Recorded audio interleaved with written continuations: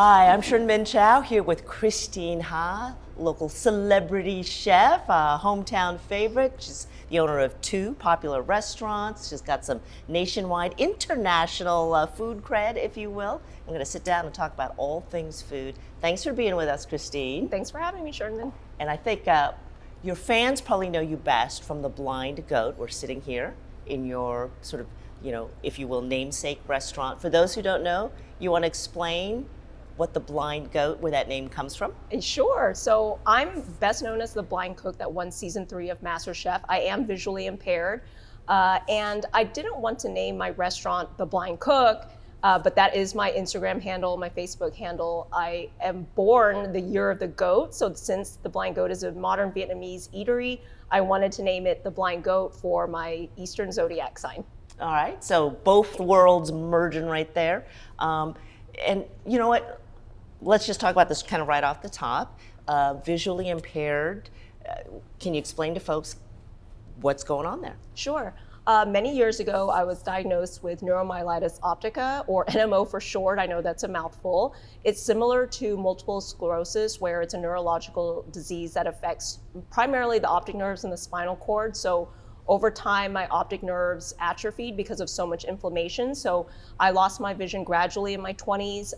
In layman's terms, I best describe my vision to imagine yourself coming out of a really hot shower and you kind of look into that really foggy, cloudy, hazy mirror. That's kind of what I see. So I see some color contrast, some light, but everything is pretty washed out and very blurry. Okay. The first question I think most people would have after hearing that is, well, then how do you possibly cook? That's a question a lot of people have, but I think humans are much more resilient than they often give themselves credit for. So I really feel like if you lost a sense, you make up for it in some other way. So I had to reteach myself how to cook with less and less vision as I gradually lost it in my 20s. So it's really about using your remaining 4 senses. I do use a lot of my sense of smell, my taste. My sense of touch is very important. I eventually learned to read Braille. So actually your visual cortex starts connecting to your fingertips when you lose your vision. So that's really how you quote unquote see, is through your fingertips and how you feel things. So a lot of times I will feel my way through what I'm cutting or how a slice of meat may feel in a pan when I'm searing it. So that's really how you cook without your sense of sight. Wow. I heard also that you use a little adaptive technology to help out. Yes, so in my home kitchen I have, if you look at my home kitchen, it just looks like any other kitchen until you look more closely. So on my appliance, stove knobs, for example, oven knobs, my microwave, like there are little raised bump dot stickers that you can just get online and then you stick them on. My husband put them on like the number 5 on the microwave, just like if you use a telephone, sometimes you might notice like a little raised bump on your number 5 on your phone to help visually impaired people tactically find the number 5. So on my stove top, for example, too, the knobs have a raised bump dot sticker where I can line it with the medium flame level. So then I know this is medium heat. So there are small adaptive tools that I've done around my kitchen in order to make it more accessible for someone who's visually impaired. And of course, I've been very organized all of my life. All of my spices are in alphabetical order. I use my smartphone to list out everything I have in the pantry and in my spice rack, so I know where everything is. So I'll listen to the screen reader on my phone and I can find, okay, this is the order of all the spices I have in my spice rack. Wow, very adaptive. Yes. Okay, so that's just at home, Yes. But obviously your business world and your literally international reputation is built on your commercial kitchens. Let's just start with that. How did you get interested in cooking and how did you take it to the next level? I mean, everybody likes to dabble Sure. at home, right? Yeah. But how'd you get to like, oh, I'm gonna open some restaurants? Well, that took a long time to get to that point, but growing up, I ate really great home-cooked meals. My mom was a Vietnamese refugee. She and my dad came over here, escaped Vietnam in 1975, a couple days before the fall of Saigon. So they were afloat at sea on a U.S. naval ship. They ended up in a refugee camp and then sponsored by an American church. So they ended up in the States. And I was born some years later. But growing up, of course, my parents missed the foods that they ate back in their home country. And my mom cooked a lot of Vietnamese food. So I grew up eating great home-cooked Vietnamese food. But of course, I wasn't interested in cooking. I was just very interested in playing and or eating. Going to school and eating her food. But I didn't want to learn to cook it. And it wasn't until I went to college in my undergraduate studies as a young adult, after I moved out of the dorms from my freshman year, I was suddenly found myself in this apartment with a little kitchen and no dorm food to depend upon. So I was like, I guess I should teach myself how to cook, because I never learned to cook from my mom. She actually passed away when I was 14, and I never learned to cook from her, and she didn't leave any recipes behind. So I figured I had to teach myself. So I did have full vision then. So I bought a couple cookbooks and then just started reading recipes and experimenting in the kitchen. And it was after many botched dishes that I finally cooked something that was semi-delicious. So my friends and my roommates ate everything up, and that was the moment I remember looking around the table and seeing the satiated faces of my friends and roommates and realizing that there's a connection to cooking that allows you to show your love for other people and that you care about them through something you've created. So that was when the spark and joy of cooking happened in me, and I decided to just try to learn everything I could about cooking, like learning about different ingredients, techniques, and of course, because I taught myself, it was a very rudimentary experience at the beginning, and I got better and better, but at the same time, I was also starting to lose my vision, so I had to reteach myself how to use knives, how to deal with fire, and so it felt like I had to start over with cooking many times in my 20s. Wow. Yeah. I mean, sure, every mother knows what you're saying, because when you make something and your kid goes, "Man, that's good, Mom," your whole insides light up. Yeah. So then from that step to, okay, I'm not just going to cook for a few friends or in my kitchen. Sure. I'm going to be available to cook for Houston. How did that happen? That to me is a result of a little bit of hard work and a lot of luck. So I had the opportunity to go on MasterChef, which is the national televised cooking competition show.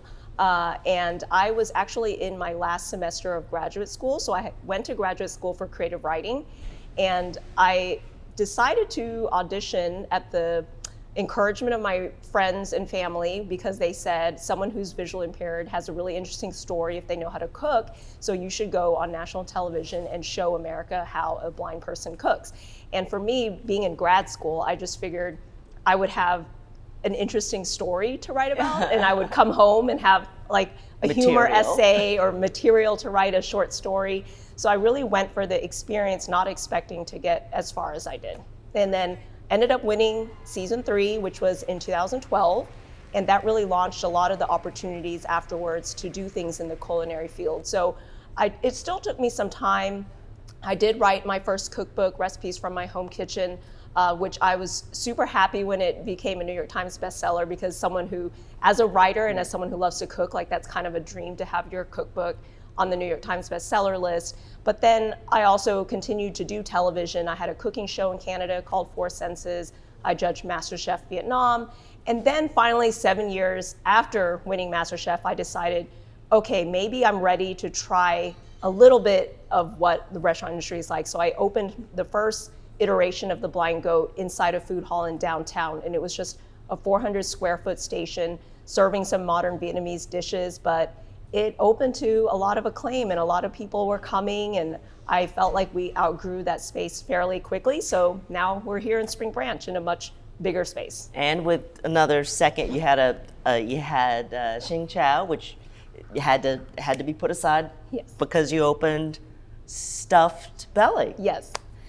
Yeah, so the same year that we opened the Blind Goat in Spring Branch, we also decided to, crazily enough, open up another concept in the same parking lot. It's called Stuffed Belly. The reason I wanted to do that was because the Blind Goat, being a full-scale restaurant, considered chef-driven, so our menu changes quite often, I wanted to do something that was a bit different. So Stuffed Belly is a smaller scale, a smaller operation, but I also wanted to exercise a different culinary creative muscle, if you will. So there we do fun American style sandwiches. So I've done Vietnamese food, at many concepts. I've been known for doing Vietnamese food on the show and beyond, and I wanted to do something else that showcased a different side of me because yes, I am Vietnamese by heritage, but I'm American born, American raised. I grew up eating a lot of classic comfort American sandwiches, love those, so I wanted to also highlight that sort of menu. So we opened up Stuffed Belly and do fun twists on classic American sandwiches. So your being a blind chef is easily the most distinguishing characteristic about you, but women as chefs, women owners of restaurants, is a fairly recent development, I think, in the culinary world. Mm-hmm. Can you talk a little bit about that? Has that been any kind of a challenge for you, or no, because maybe the visual impairment is the big thing? Sure. I mean, I would say 100%. I think in America and all over the world, the commercial culinary industry has been and still is predominantly male, and in America it's been predominantly white male driven. I think lately there's kind of been a reckoning in this industry where women chefs or chefs of color, so especially someone like me being a woman of color who's also in this industry and someone with a disability, I think all of society's kind of been in this moment where we're bringing all of these differences that once before were considered marginalized, but now it's becoming more of a main part of the conversation where we're trying to highlight our differences and showcase that America is very diverse. The population here is very diverse with like many women, many people of color, many immigrants, and the restaurant industry needs to reflect the same. So you'll see it in media, you see it in entertainment, in obviously restaurants as well, like this surge of women of color starting to cook in the kitchen professionally, climb that ladder, also start opening their own businesses in the restaurant industry. So I think they're being much more celebrated these days. So we still have a long way to go, but I think it's important to have this conversation because I want my former little girl self to be able to see like, hey, this person looks like me in the restaurant, on television, in movies, writing books. I think that's very important. Wow, you would have a lot to tell your 10-year-old self because you have basically done all of that. All right, what's your favorite food? What's your favorite guilty food? Oh, one favorite, that's really hard. All right, one or two. I love Vietnamese egg rolls, which we have here on the Blind Goat menu. I love pizza of all kinds. I love Southern fried chicken. I would say those are my guilty pleasures. Okay. And do you really cook at home still?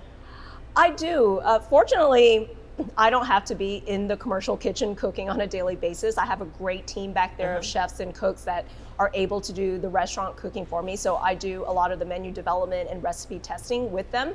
But this gives me more free time to do a lot of the research and development in my own home kitchen where I'm most comfortable, because being visually impaired, like a restaurant kitchen can be very chaotic. So to be able to think creatively and develop dishes, a lot of times I do the cooking at home. I mean, on a daily basis too, to feed myself and my husband, like I'll cook simple foods. Like we don't always eat out. We actually don't eat out that often, but a lot of my research and development also happens at home where I'm most comfortable. I know where everything is, it's quiet, so I do cook at home quite a bit.